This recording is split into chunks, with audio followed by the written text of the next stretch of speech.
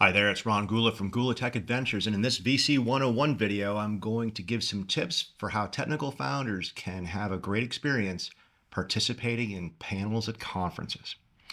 Now, we've all been to conferences and seen panels where the people on the panel might be from industry, you might be somebody from industry running the panel, that sort of thing. But when you get to the point of your career, when you are being asked, perhaps by your marketing team, perhaps by industry conferences, to participate in panels, you should do it. It's a chance to show thought leadership, it's a chance to flex a little bit about your resume and your background, but it's also a chance to talk about the company that you founded, why you founded it, and what's going on and share it with the industry.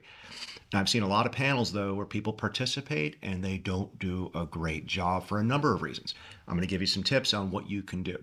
So the first thing you need to do is you need to prepare thoroughly, right? You need to understand what the conference is about, who's going, and why the conference exists in the first place. Now, I'm in the cybersecurity industry. There are generic cybersecurity conferences, but there's also cybersecurity conferences on intrusion detection, incident response, denial, distributed denial of service, that sort of thing. You wouldn't want to answer about a distributed denial of service question from a compliance point of view, unless, of course, that was the topic of the panel. So you have to have context in what you're doing. You need to also review the agenda. So you want to understand what talks and conferences and panels happen before your conference and after that, so you can also be in maybe reference a speaker and have some flow with that. But the very most important thing about preparing for a conference is knowing who else is on your panel. Are they going to be combative? Are they a competitor?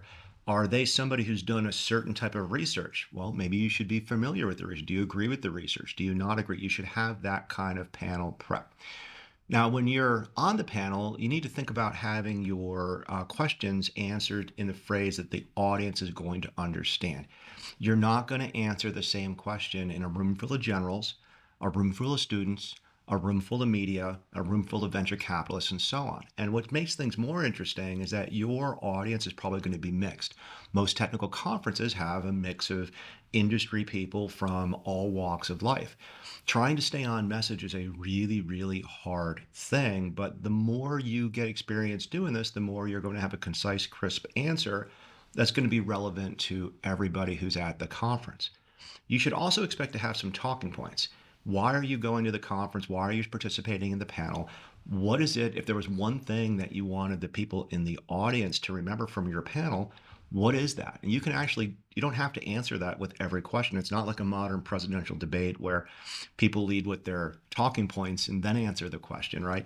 If you're going to get a chance to hit your talking point, you can say a little bit of a marker like, if there's one thing I want people to remember from this panel, it's this thing about my company. It's this thing about my background. It's this thing about my research. People will appreciate that. You don't have to be on message for every question, but you need to hit those things. And if you have one or two talking points, you need to practice that and think about moving questions and answering questions where you can get to your talking points. Now, you're going to have to do some pre-panel preparation. I've probably done 1,000 panels in my career. I'm at the point now where I don't want to do AV tests. I don't want to do pre-things, as I've kind of done this a while. But you also want to be really gracious and make an effort to participate that ahead of time.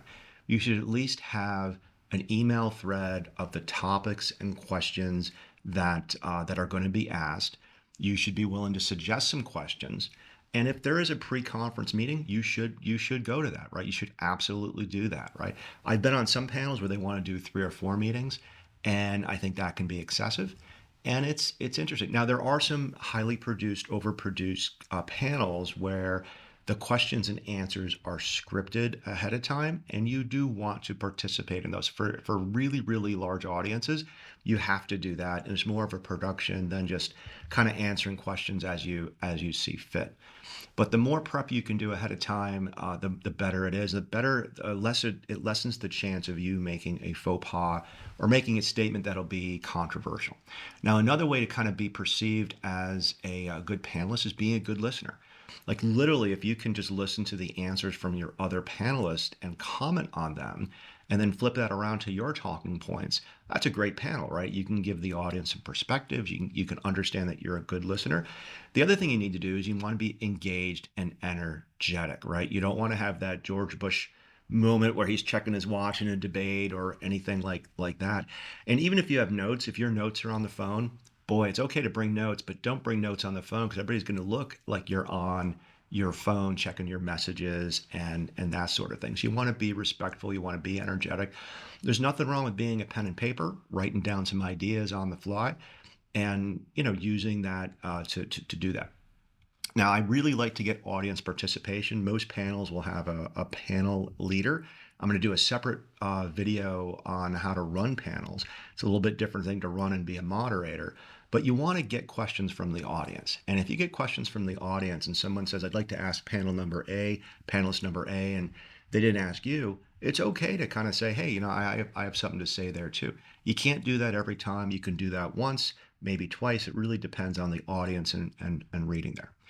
Now, one key thing about being a panel member is that you should follow up with all the other panelists. Hey, thanks for being on the panel, exchange your information, even if they're at a competitor, even if they're at somebody outside of your industry. It's always good to stay in touch. And there's a couple reasons for this. One, it's professional courtesy. You never know when you might need a helping hand, on that side of thing.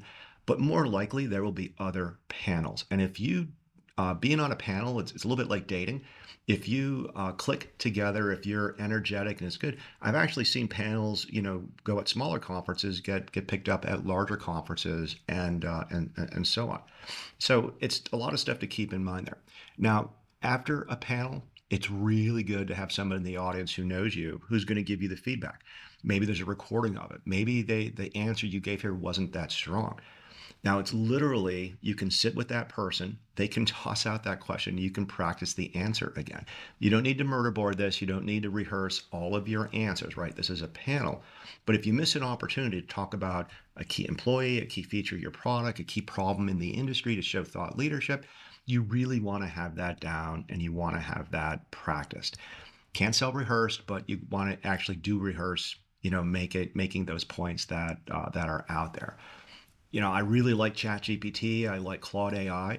If you're stuck on saying something, you can literally go into it and say, how would you say this? Give me 3 different ways to say it. And there might be one that looks a little bit like how you talk.